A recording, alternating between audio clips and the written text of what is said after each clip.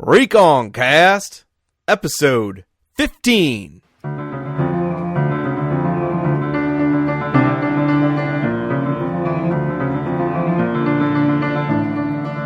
Hello everyone, welcome to ReconCast, just a couple of homeschool dads talking about recovering the faith for all of life. I am Joe Graham, homeschool father of 9. Joining me is my co-host Dan Stachofsky, homeschool father of 6. We're out here in the beautiful Pacific Northwest, raising our families, defending liberty and justice against the overrun of humanism and the secular state. We got a really great show for everyone today. We're going to be talking about the foundations of our faith. This is going to be really critical because it's going to touch on absolutely everything that we do and certainly what's going on in our own personal homeschools. So I want you guys to stick with us here. We're going to have a great show. Let me just go ahead and get going here. We'll bring in my co-host, Dan Stachofsky. Dan, brother, how you doing? Doing really well today, Joe. Excited to get into this topic, foundations. Critical. So excited about that. Excited to explore that with you and to hear our guest speaker, our interview.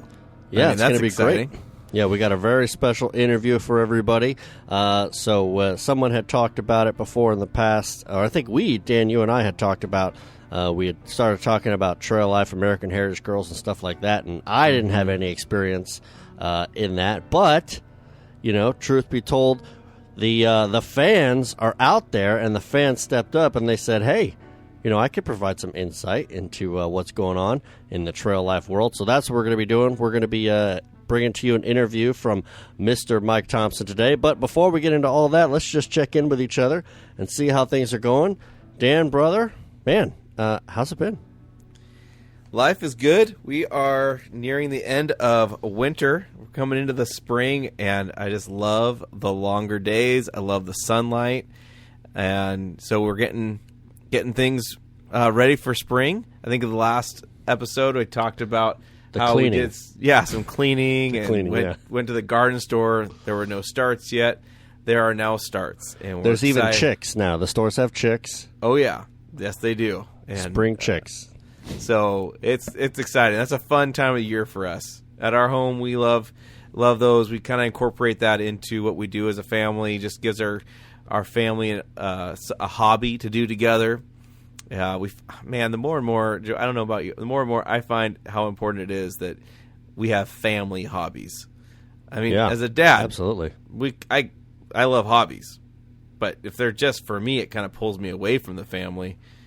Nothing wrong with it. I mean, I'm trying to learn how to fly fish. I'm trying to learn how to fish in big rivers, and those are good hobbies.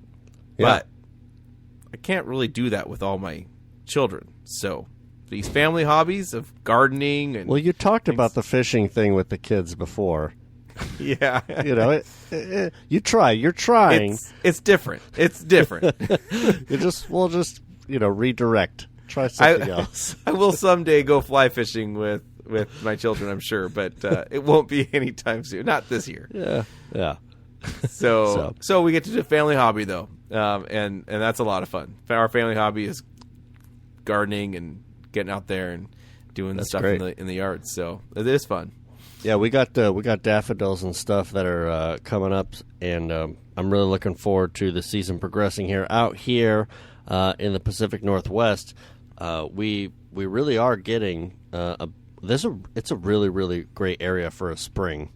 When you talk about the flowers and the seasons that are going on here, the Tulip Festival is going to be happening here pretty soon in April. I've been there. I think that we may have to definitely go out and do a video at the Tulip Festival, and we're going to have to take the drone. That's actually the first time I saw a drone was at the Tulip Festival maybe a year or so ago. Somebody had took one, and it looked like so much fun. That is going to be phenomenal videography. Yeah. The Tulip, for those of you who aren't in the Northwest, we have this Tulip Festival, and it's acres and acres of the brightest color tulips you've ever seen.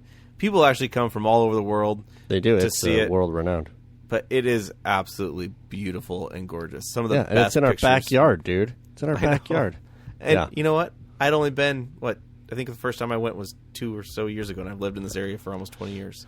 I hate that. I don't know why we always do that. Why do we take for granted all the things that are so close to us? I mean, I live on like a tourist hotspot, and I totally take it for granted. We were just discussing this at the table today, and we need to like rectify that and just go out and see some of this stuff. So that's interesting, because I want to have for a future topic, I want to talk about epic summer vacation or summer vacation planning for us. Yes. Right? Which actually we I'd didn't love talk to about hear. it soon, dude, because we're already behind.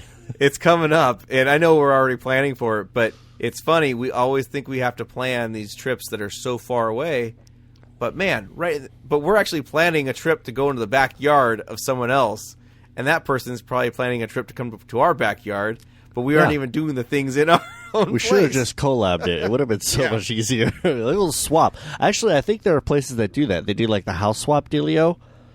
Oh, that's pretty cool. You know, where like you swap houses with somebody in an area that you've never been to, and they come swap with your house with your house. You know. Yeah.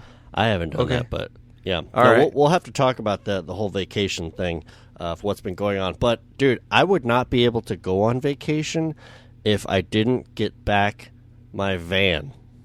I needed the van. I was hurting. Tell me more about that.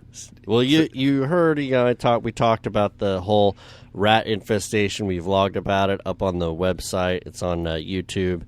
Oh man, it was terrible. So that's awful. I mean, every time I think about it, my stomach turns. It's really gross. So we talked about in the vlog. I was like, oh, they said it'll take a week. No, it has taken pretty much all of Tilly's life. For us to get this van back. That's amazing. It's like her whole life. She doesn't even know about this van. So probably we're looking at like it's about 7 weeks, but praise God, we finally got it back a couple days ago. Wow, what an incredible experience. So you got it back. The behemoth is back. And I heard that you've got a different flooring in there, and yes, you're good to go. I don't want you to start coveting, but I would understand because not I, my brother. No, I know because you're righteous. You've been clothed in righteousness. But we'll get into that later. We were talking about our foundation, so let's hold that. Sure. So the transit came with the carpet for the flooring, which was just becoming really difficult. Like the pine needles and stuff kept getting in there, and if you saw the video, it was just collecting dirt at a terrible rate. And so the flooring was actually causing problems because we weren't able to get it replaced because they had to order it straight from like the factory. So we finally just told them, well, hey, do you guys have the vinyl? Because I would rather have the vinyl anyway. It's easier to clean, easier to manage. So sure enough, they were like, yeah, we got the vinyl on just at the warehouse. So they're going to get the new flooring in there, and it's nice. It's going to be way easier to clean. Way easier to clean. Just take a hose out there now and just kind of you could down. take a hose. Probably just a broom will manage it, but I couldn't take a broom to the other one before. Everything would get stuck. It was just terrible. It was terrible. See, I just want to say, this is what homeschool dads care about. Dads of large families, dads of growing families. I mean, these are the things this is what makes us good dads. We're thinking about that. These are the things of life. Yeah, and mostly I'm thinking about not getting rats in my van again. Okay. It's important. And just making it tolerable for my wife so that she doesn't feel utterly embarrassed when we open the van door and trash pours out the side of it. I don't know if that's happened to you, but I don't want to boost your ego or anything, but I hear a man who's laying down his life for his wife right there. That's you're just taking up your cross for your wife with that thought. That's good. So anyway, so that's good news. I want to share with all the listeners, because I know we got a lot of listeners out there. The fans, hey guys, we have not forgot about the fans. Homeschool dads, we're here. Extreme dads. There's so much stuff going on, and you guys are a part of it. You guys are a part of Reconstruction Life, and we've got a lot of projects that are happening that we're doing on the sides. You haven't heard about all the things that are going on, but I want to share with you something that's coming up very, very soon, coming right down the pipe. Something that I know my family has been using, and I know, Dan, your family also has been blessed by, is by having a really, really great catechism. And we probably could talk a little bit more about this in a further episode, but I just wanted to let you guys know that catechizing your children is super important. It's a great way for a dad to just get right in there and educate his children in the foundations of the faith, which is kind of exactly what we're talking about today. To be able to spend that time with your children and asking them questions, getting that good response, talking to them about Bible verses that they're memorizing. When I first heard about catechizing my children and I started taking the time to do it, it was a really sweet and precious time that I hold dear in my heart. And so I'm really excited. We've been working hard on this catechism, the whole family. Dan, you talked about projects and hobbies the family was working on. My kids have been really pouring into this, typing things up and helping me organize and formatting and stuff and doing research for publishing and all this. It's really, really fun, really exciting. But so we're going to be bringing this catechism to you. We're going to be offering it digitally. It'll be available first and then also in print. And what I'm really excited about is that the one thing that we were having a difficult time with on our catechisms was that they weren't in the English Standard Version, in the ESV, which is the translation that we use primarily in our home. And so, sure enough, we did the research. We got permission from Crossway. We're going to be bringing this catechism to everybody in the ESV.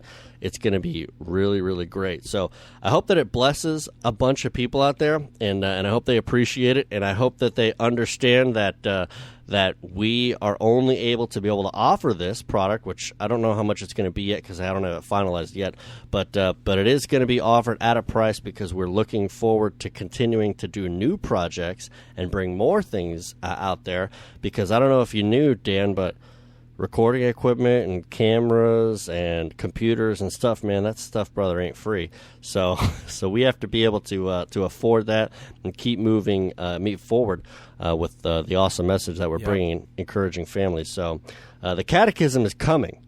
It's going to be here very, very soon. You're going to hear more about it. So it's very looking exciting. Forward to bring that. Yeah, that's very exciting. Cool, Joe. It's a worthwhile adventure and a experience for you and your family to be driving into, and it's going to be blessed a lot of people. So I'm excited to take a look at it. Yeah, no, it's gonna be great. So so let's keep going here. We want to be talking about the foundations of the faith. Very, very important for us to go ahead and set this grounding for everybody. So you guys are going to want to stick with us and stay tuned. We got a lot of stuff coming up here that ReconCast is doing, Dan and myself. So we'll be right back here on the other end of this commercial. So stick with us with more ReconCast.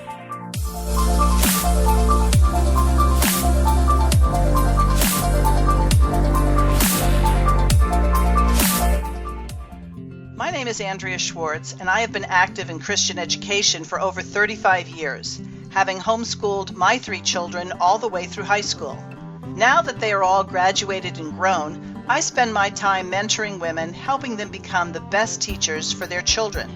I hold online office hour meetings every Tuesday at 6 p.m. Pacific Time using the Zoom platform. These get-togethers provide homeschooling moms the opportunity to ask questions and get advice in areas they may struggle with as they educate their children. And for those contemplating homeschooling, they can discover how to get started and stay the course. Each week, I will cover a specific area, but the bulk of the time will be spent addressing issues most pressing to you. These meetings are free, but you must register to participate. Search on Facebook for the event entitled Weekly Office Hours with Andrea Schwartz, and then click on Get Tickets.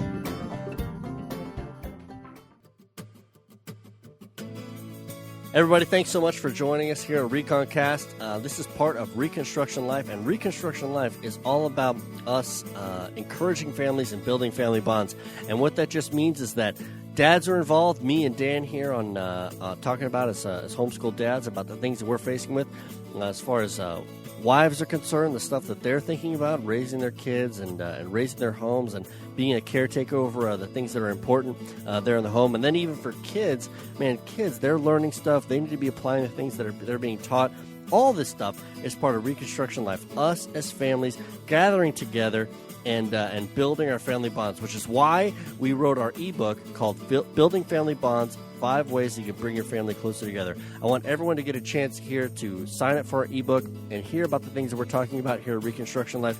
Super important. I think it's really valuable for everybody to understand and be a part of. So please go to our website, www.reconstructionlife.com, and sign up for our newsletter. You'll get that ebook for free, and you can check us out on YouTube. We just showed up on Facebook. Ba-bam! Can you believe it? We're on Facebook. I know. Dan just found out the last week, but no big deal. Anyways, but we're out there, and we're trying to serve you guys. We want you guys to hear about this message, and we really, really, really just want to encourage everybody, okay? We're looking around, and we're seeing that the world is broken around us, but we have not been left without a victory and without a hope, and that hope exists in Jesus Christ and in His Spirit through who empowers us. So, everybody, I want everyone to hear about this message, and I want you to be encouraged. So join us here. Thanks so much for listening to ReconCast, and keep tuning in. All right? Thanks so much.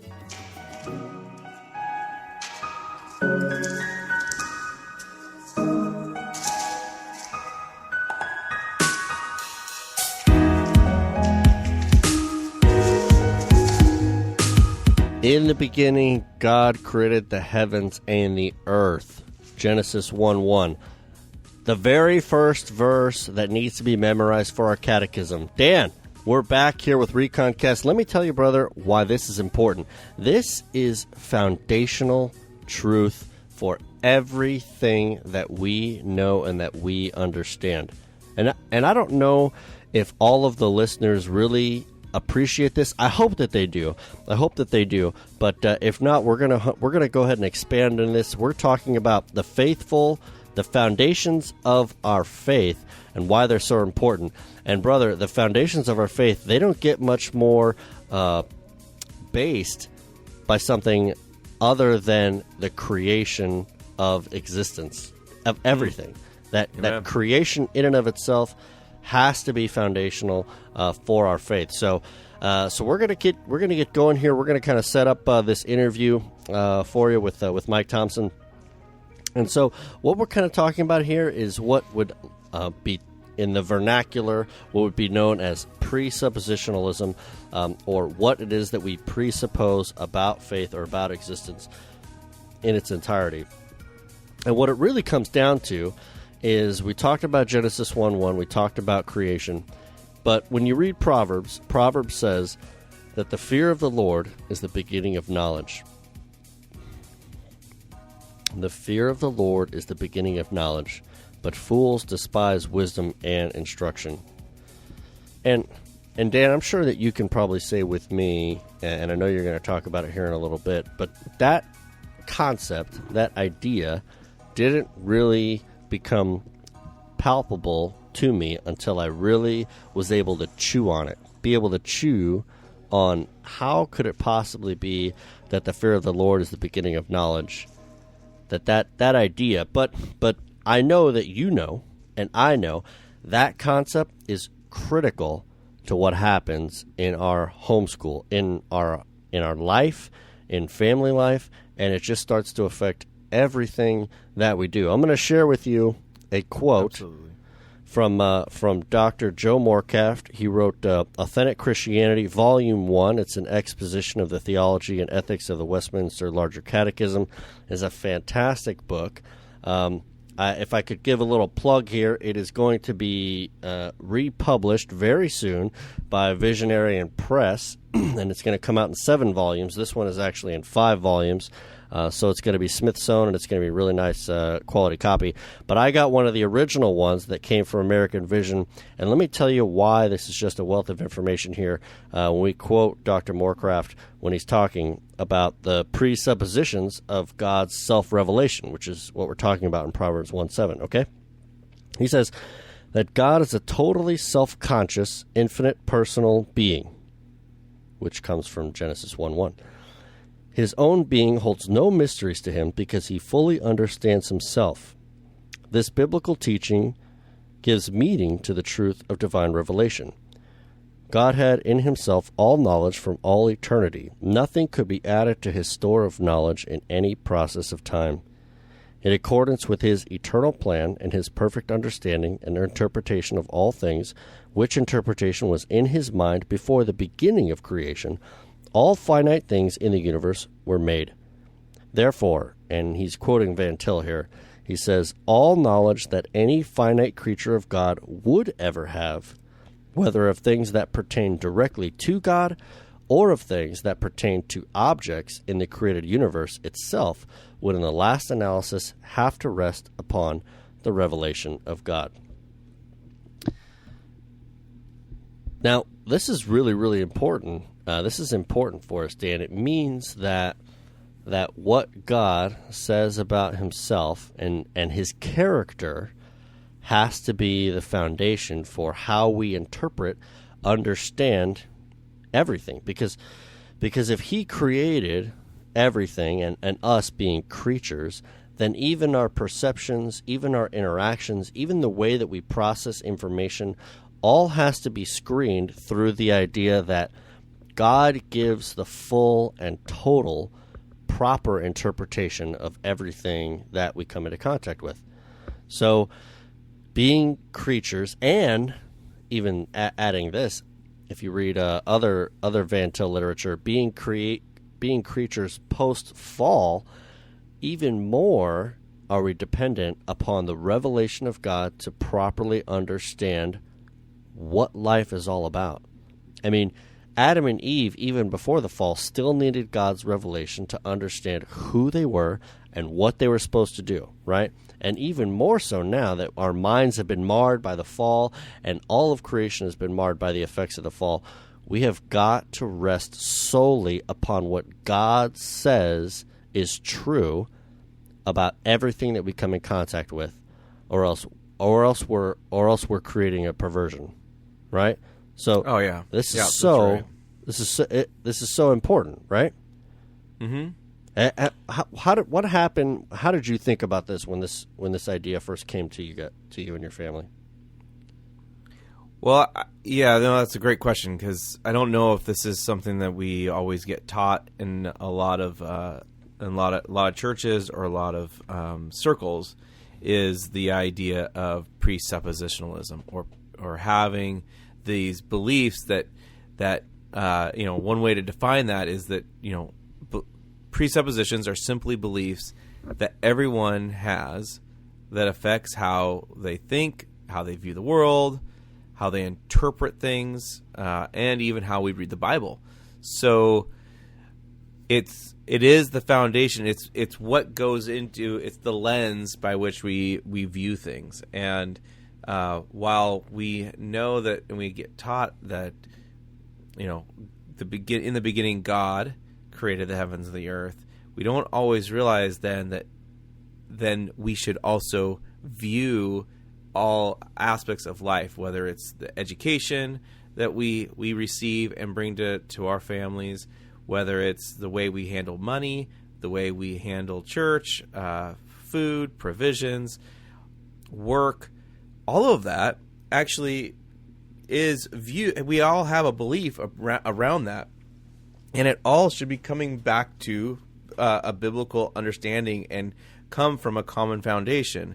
And so when we run into situations where there's incongruency, we end up realizing, oh, this is an area we need to dig into. So for me, it really, when I first started to understand this, it really set me off on a path of discovery of what is it, what is a biblical view of XYZ. And they became really helpful tools for me to understand how to read Scripture and how to apply that. So both the orthodoxy and the orthopraxy that gets involved. And I think for a lot of my life, I learned and realized and thought about the orthodoxy, so the theology of it, but I don't know that I always thought about how to apply it.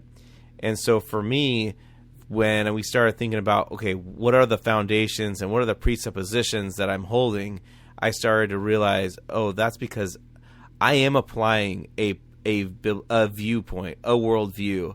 And the question is it a biblical worldview? how close is it to a biblical worldview? And that was a real turning point for me, and I think a real part of my story of having my heart turned towards my family and turned towards home, and which is, I believe, a part for my story anyway, a part of how the prophecy in Malachi is coming to bear, is that's happening. But it came out through learning about, and focusing on these foundations and these presuppositions. Yeah, no, I think it's really important for us to realize that the Christian triune God must be the foundation for all our life and thinking. Now, as a homeschool dad, this is important. So this means that God has to be foundational for what's getting taught in our homeschool, right? Like, what is it that's getting taught in your homeschool, Dad? What's getting taught in my homeschool, right?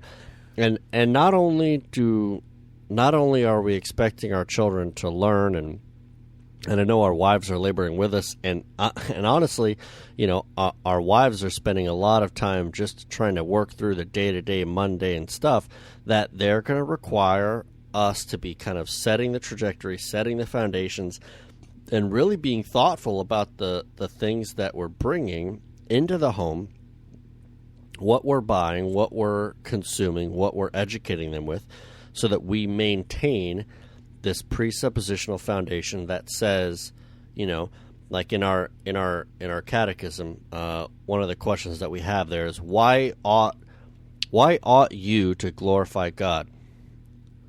And the only answer can be, because he is God.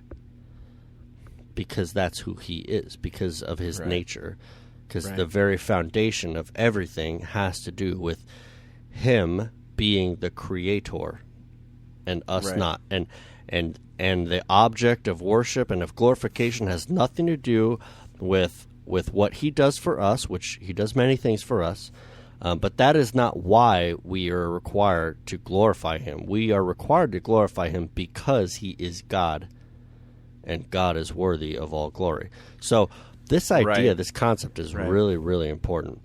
It is. And so in Kevin Swanson's book, Apostate, the men who destroyed the Christian West, I mean, he says it this way. He says, people always live out their fundamental beliefs. They may say they believe one thing while their lives reflect some other creed. So, Joe, it's very easy. We may say, I believe in the triune God. But we might, in fact, be living out a different thing. And so we might be living out a different thing with our families. But he says, so to continue the quote, he says, in a world of 1,000 hypocrisies and lies, there's only one way to determine the true creed of a man. Observe his life and culture.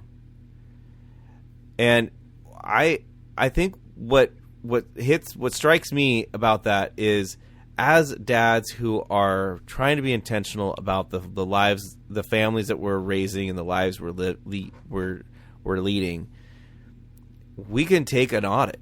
We can audit our own family here and say, what does our family life look like? What does our family culture look like? Are there things in our culture and in our family life that are incongruent with what a biblical worldview would be like? Are we letting things into our family that really don't belong in a Christian family?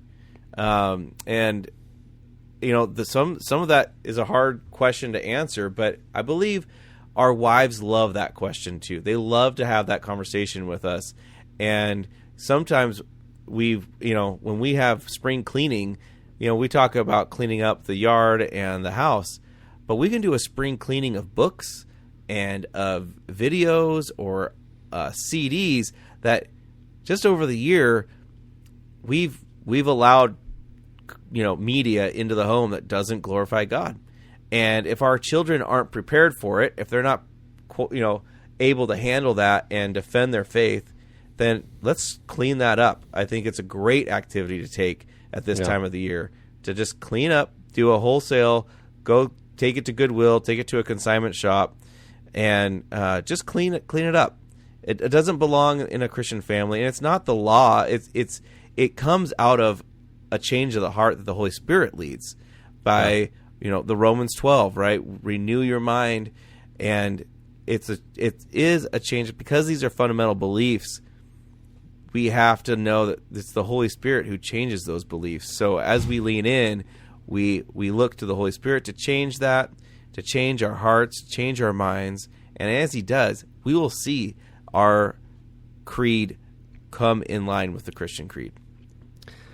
Yeah, that's going to be really hard, too, also because, it's for us here in the Pacific Northwest, the Christian Homeschool Conference season is coming up here pretty soon. So the vendors are going to be out in full force trying to peddle absolutely everything.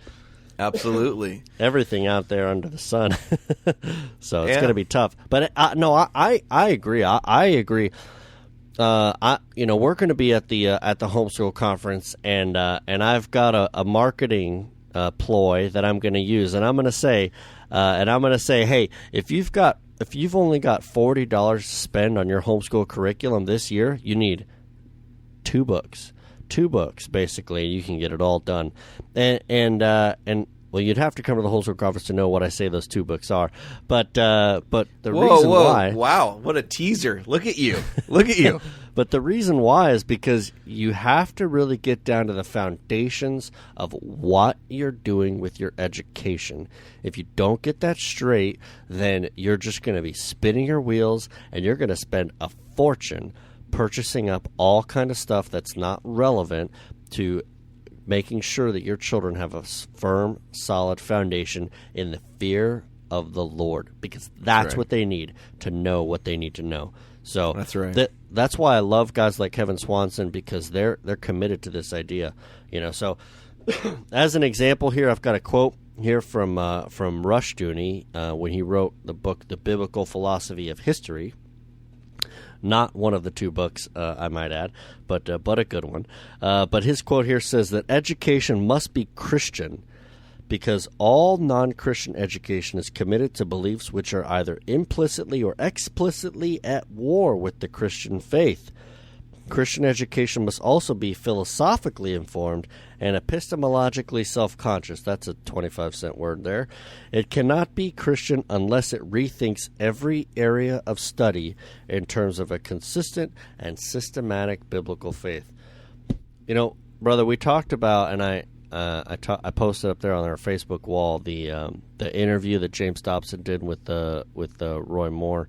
Not the Supreme Court Justice guy, but the Exodus Mandate guy. And they're seeing it. Dan Smithwick from Nehemiah Institute, who we hope to get on the show here pretty soon, they're seeing it. And I think that Christians are waking up to realize that we have got to be so much more intentional about what's going on with the education in our homes. And not just what we're doing in our homes, what's happening outside our homes. And so this is important because as you'll see here in this interview with Mike Thompson, that what we do is explicitly impacted by what we believe. And so Mike Thompson here, great brother, known him for many years. He's a fan. He's not the fan, but he's a fan. He you know what I mean. He's not the fan. There's only one the fan, but there's many a fans. We know who he is.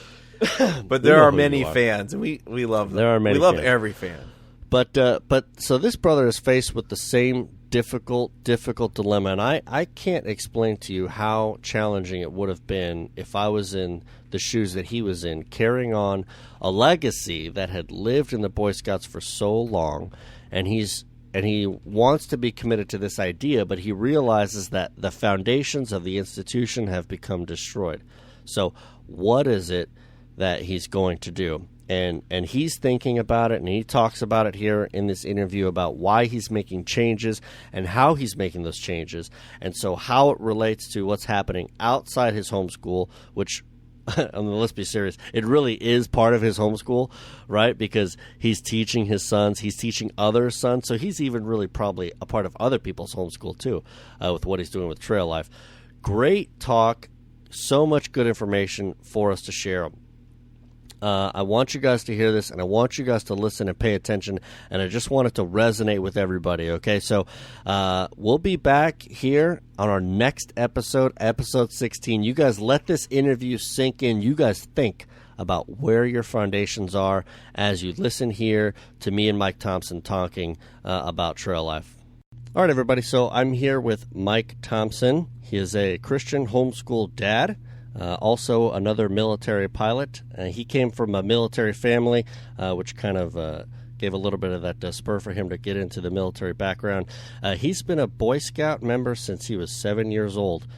He's been with the Boy Scouts, or at least was, till 2013. His father was a scoutmaster of his troop, and he became an Eagle Scout. He's now a Trail Life member, has been since 2014, and he has currently 2 sons in Trail Life now. So I'd like to welcome Mike Thompson to the show. Mike, how are you? I'm doing well, Joe. Thanks for taking my interview. I've been listening to your podcast now, all 13 episodes. It's great, and I just look forward to watching your ministry bloom over the next few years. Well, I appreciate that very much. And so what our efforts are is we're trying to reach homeschool dads like yourself and just kind of talking about the things that are important to homeschool dads. So this issue of the Boy Scouts and trail life has kind of been in the news a bit. We talked about it on one of the episodes, and then that kind of spurred us to say, hey, we'd really like to talk to somebody that's in trail life and kind of just work through with them how they got into it and why they made that transition. So thank you so much for reaching out to us. So let's just kind of find out here what exactly is Trail Life USA and how is it different from Boy Scouts? Okay, so first of all, Boy Scouts was founded in America just over 200 or 100 years ago. It was originally founded as a Christian organization. In their motto, they have that a scout is reverent. In their oath, they have that a scout will do his duty to God and his country. And originally, that meant the Christian God. Right now, the Boy Scouts official policy says that Scouts is an absolutely non-sectarian organization in its attitude towards religious training. And it says that Boy Scouts does not define what constitutes belief in God or practice of religion. So you can compare that to Trail Life, who has at their, in order to be an adult leader, you have to agree to a basic Christian statement of faith, which says that we believe there is one triune God, God the Father, Jesus Christ, his one and only Son. So essentially it goes on from there. The oath is very similar. I will, on my honor, I will do my best to serve God and my country. But when they say God, they mean the Christian God, whereas Boy Scouts means whatever God you want. So that's a problem. Yeah. Additionally, the statement of values that is purity, service, stewardship, and integrity. And the goal of the organization, the vision, is to be the premier national character development organization for young men, which produces godly and responsible husbands, fathers, and citizens. As you mentioned, the news recently for the Boy Scouts kind of flared up again when about late January 30th, they announced that transgender boys would be allowed into the organization. You can see that, once you allow a relativistic perspective on what a godly standard is, then you kind of begin to slip and keep slipping. So in 2013, my family was still a member of Boy Scouts, but they announced at that time that they would rescind their long-standing ban on homosexual youth participating in the program. They stated that no youth would be denied membership on the basis of sexual orientation. That's a little bit different from Trail Life, which says that in terms of sexual identification and behavior, we affirm that any sexual activity outside the context of the covenant of marriage between one man and woman is sinful before God and therefore inconsistent with the values and principles of this program. So within these limits, they are willing to grant membership to adults and youth who do not engage in or promote sexual immorality of any kind or engage in behavior that would become a distraction to the mission of the program. So, in as far as Baden Powell, the founder of Boy Scouts, originally designed the program to get boys outside into God's creation so that they could be boys and grow up into men.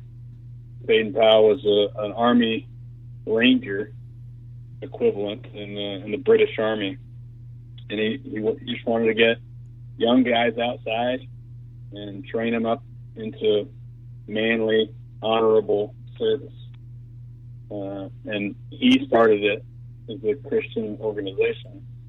But it's come a long way since then. And now, about 110 years later, it's had a lot of backsliding. So in the spring of 2013, an organization called On My Honor was a group of Christian Boy Scouts who decided to start looking at pulling away. So for the longest time, Christian men and families had stayed inside of Scouts, very much like the Puritans. But when Scouts decided to allow homosexuals and transgender and to say that whatever God you want is okay with us, then that was kind of the straw that broke the camel's back for the Christian families. So we kind of were deciding to be pilgrim separatists and step outside the organization. So at that time, there was a conference, about 4,000 men that met in Tennessee to come up with some other organization, and we called it Trail Life USA. And now my family at that time decided that we could come away from our, since I was 7-year-old relationship with scouting and step into something new on the principle that they were doing it for God. So I was willing to take my two boys who had already started in Cub Scouts and separate into Trail Life, even though I knew it would be smaller and maybe not as well recognized as Boy Scouts. I know that these kind of issues are extremely difficult decisions for families to make because much like your family, people have a history and there was a heritage associated with Boy Scouts of America. So it was a difficult decision. I can certainly appreciate that. But I think it's important for us because there's been some redefinition that's been occurring in our society for quite some time. And so what it seems like what Trail Life is doing is they are reestablishing foundations to execute, to recommit themselves to the purpose of saying, no, we want to create Jesus Christ and the triune God honoring people that adhere to these principles, the statements of faith, and that are going to be uncompromising. So that's definitely a tremendous effort, and very, very glad and proud that that's happening. But what sort of things were you guys thinking about when this transition was going on? So, like you mentioned, my dad was my scoutmaster. Both of my brothers and I are all Eagle Scouts. We've been doing it for a really long time. So there's the benefit of being a part of a established organization that everybody in the world recognizes. So when a person says, I'm an Eagle Scout, they get points on their job resume, they get points on their scholarship application. It's even easier to get into the Naval Academy or into the military if you are already an Eagle Scout. You get promoted just for having done that. So, having both a family tradition and a whole lot of benefit in the eyes of man of being an Eagle Scout, it was certainly much like deciding to homeschool if you're in a really good school district, but the school is teaching secular statist ideas. It comes time for the family to say, I could make more money if my wife was working, and this school is free, and it's one of the best schools in the state, perhaps, and but my family is going to take the financial burden and the time burden and educate our kids on the basis that wisdom and knowledge come from God, period. So if my kids don't use the same quality of textbook or don't get the right piece of paper or pedigree, but they turn out as Christians and they get to spend time with me, then it's worth it. So I guess what we end up seeing is that people are seeing the fruit of labors, but they want to deny the principle or the source of some of those fruits. So, and that seems like something that probably happened with the Eagle Scouts. So now that people are making that transition, and they're certainly making sacrifices, like you said, but in some sense, you're also making history because you're being an example to many other families that are faced with many of these same issues. And what families like yours and other families are out there thinking about is fighting against the pragmatic approach that says, hey, if it works, then we're going to go ahead and do it, but are actually basing their foundations on something much more immovable and eternal. You're exactly right. And, there's that other little piece that you mentioned already, the family tradition and the knowledge that at one point the organization was sound, and that there's many members who are still in the organization that are still quite sound and that are very strong Christians trying to fight back inside the organization to make it back into what they originally knew it to be. But for my family, the opportunity to be a part of something new with really sound principles, in my mind, was something that I thought was valuable. I wanted my boys to see, and my daughters as well, to see that Dad is willing to step aside from something that was important to his family, to our family, and intentionally do something harder and different and maybe less prestigious with the intent of saying and standing on, when I tell them things like, do what's right even when it's hard, or even when it's less popular. What kind of lesson am I teaching them if I say, well, we'll do that every single time except for Boy Scouts because our family has been a member for a long time. Right. So we elected to go with what was right instead of what was easy.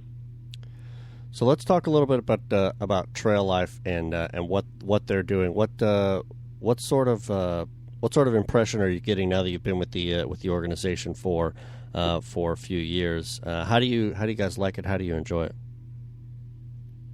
Okay, so essentially the organization it goes from age 5 up to age 25 as, quote, youth members. The 18 to 25-year-old age bracket is obviously geared towards college age, and in that arena it is co-ed. In the 5-year-olds to 18-year-olds, it is youth members. So the ages from 5 to 10 are very similar to Cub Scouts. From 11 to 15, very similar to Boy Scouts. And then from 15 through 18, it's very similar to what would be the venture program in Boy Scouts, with slightly more outdoor boy-led activities. So far, I have enjoyed the organization because it's in its infancy, so it's allowed a lot of local creativity, and it's been very appropriate in my mind for homeschool families. They're used to getting behind and pushing and starting from scratch and making new things that were not there before. So from that perspective, I really enjoy it. It is designed as well to kind of complement the American Heritage Girls, which is very similar, the girl equivalent, if you will, of Trail Life. So the church that sponsors my son's Trail Life troop also sponsors the AAC organization, and the two of them meet on the same night at the same time, do separate things in different parts of the church, but the families all get to go on the same time, so it doesn't eat into the family schedule quite as much with that arrangement. Additionally, I have very much enjoyed that unlike Boy Scouts, which is often parents drop their kids off and then go shopping and come back when the event is over, we encourage dads to stay, because it's designed for a group of men to mentor up their sons into manhood together, and not for just the scout leader to do it for you. Right. So it's instead dads and their boys meeting together. So it seems like they're training both fathers and sons at the same time. I'll say that not every adult male is as equipped or as used to leading their boys, especially in the outdoor world. So there is a whole lot of ironing, sharpening iron going on together, and it's very good. Some men are better at administrative functions and maintaining rosters, and other men are better at standing in front of the group and teaching about backpacks and first aid and that sort of thing. So the talents of the adult men are able to be brought to bear to hone the kids. The other thing that arrangement makes much more effective is the discipline of children who are not behaving. It is much easier to turn to the actual parent and say, hey, please take care of your child, than it is to try and creatively discipline someone who you legally cannot spank. Yeah, I'm sure that would be challenging for you. So it sounds like the Trail Life could be something that quite a bit of people that are listening to our show might be interested in. How would they, find a group that's in their area? Okay, so if you go to www.traillifeusa.com, there will be a tab for starting or finding a troop. They have a fairly simple troop locator, or how to get connected, where you can find, based on your zip code or a map, look for a troop, then reach out to that, see if there's a local troop near you. There are troops in most states now. It may not be very close to you, but it is possible to find one. For myself, in Newport, Rhode Island, where I was at the Naval War College when Trail Life started, there was no troop, and there was no church. There was about to start a troop. So I had to go ask my pastor and several of the other homeschool dads and men in the church if anybody would be interested. The pastor initially was hesitant because he didn't want another organization to start and fail. But I was able to ask him to pray about it and told him that I would be willing to make sure that the church budget didn't take a hit for the chartering of the organization, that my family and a couple others that I had already gotten on board would make sure that it wouldn't come out of his funds. And then I promised them that I would try hard to teach some of the men in the church how to camp with their boys and take them outside, and that if that happens for even a short period of time and then stops, that it would still be a benefit to the church community. So even if we started an organization, taught some dads how to camp for a few months, and then it fizzled out, then it would still be something valuable. And he agreed with that and decided to let me give it a shot, and it worked out really well. So it was very good. So you've got some experience then starting these troops up. If there isn't one in your area, so I know that may be easier for people who have some familiarization with Boy Scouts, but I'm sure there's families, dads out there, much like you said, that don't have as much experience with either the Boy Scouts or trail life. So is there anything preventing them, like if someone doesn't have experience, because honestly for myself, I've never done Boy Scouts. It wasn't something that my family did. So I'm just checking on the website, and there's actually not a trail life organization anywhere near me. So like if it was a guy like me, how difficult would it be to get something started, especially from the fact that I have no experience with it? So it would not be too difficult to start a troop. The challenge would be trying to find somebody who's used to camping in some way. So the organization definitely is aimed towards getting people outdoors, but that does not mean you have to go on a 2,000-mile Pacific Crest Trail hike on the first day.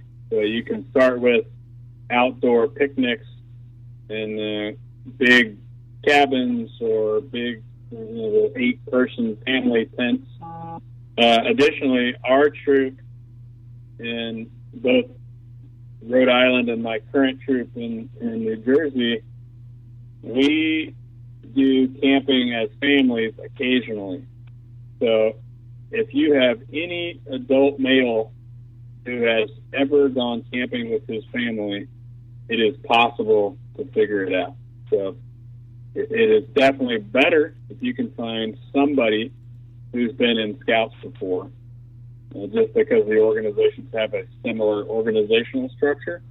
But any military dad or sports coach or outdoor enthusiast should have the basic tools needed. Additionally, the organization does periodic adult leader training in a few spots throughout the country.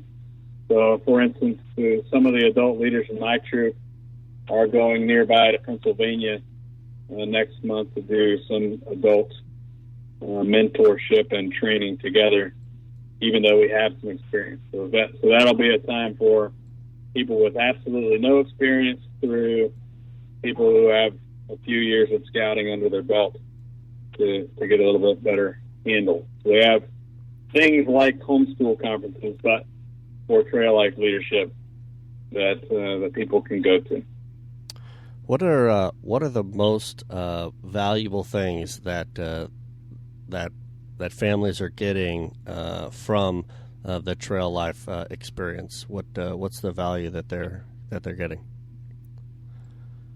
So, for me, I think that most important thing is just the father-son time together in an organization that the organizational goal, among others, is to train boys up into Christian men. So you're doing things like Bible study, creation study, sorts of faith activities together with other men and families. And it's beneficial, especially for boys maybe who, even for dads to get together and watch how other dads lead their families in Bible study or worship or discipline or organizational skills, what each other's strengths and weaknesses are, how we overcome the inevitable conflicts as adults, and they get to stand there and watch us do that. So they can see how dads in a group of other dads do things together. And then occasionally, when we do family activities with other families, especially when it's outdoor cooking or fishing or hiking or camping or service projects together, when you get to do that together with a group of men and boys, I think that is probably to me, the true strength of the organization, is that unlike Boy Scouts, which segregates ages between the younger boys and the older boys, are in two different organizations. So the Cub Scouts and the Boy Scouts maybe meet up once or twice a year.